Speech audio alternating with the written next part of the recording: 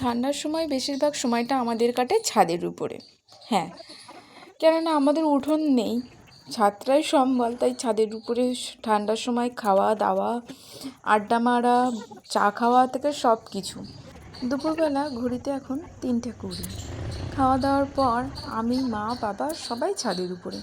আর চারিপাশটা এত গাছপালাতে ভরা, চারিদিকে শুধু সবুজ আর সবুজ। গল্প করতে করতে তো সব কাজ সেরেই নিয়েছি। এবারে সন্ধে হয়ে গেছে, সন্ধ্যা প্রদীপ জ্বালিয়ে মা এখানে বসে আছে। এই ভিডিও দেখছি। বড় মা চা খাবে? হ্যাঁ, কি চা? দুধ চা খাবে? লিকার চা? দুধ চা খাবে না? দুধ চা খেলে গ্যাস হবে। আচ্ছা।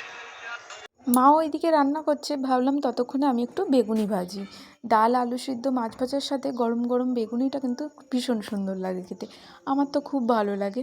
আজকে রাত্রের রান্না মানে খাওয়া দাওয়ায় এইটুকুই: ডাল, আলু সিদ্ধ, মাছ ভাজা আর গরম গরম বেগুনি। এটা দিয়েই আজকে আমাদের রাতের খাবার সারবো। ততক্ষণ তোমরা সবাই খুব ভালো থেকো। আবার দেখা হবে পরের ভিডিওতে। টাটা।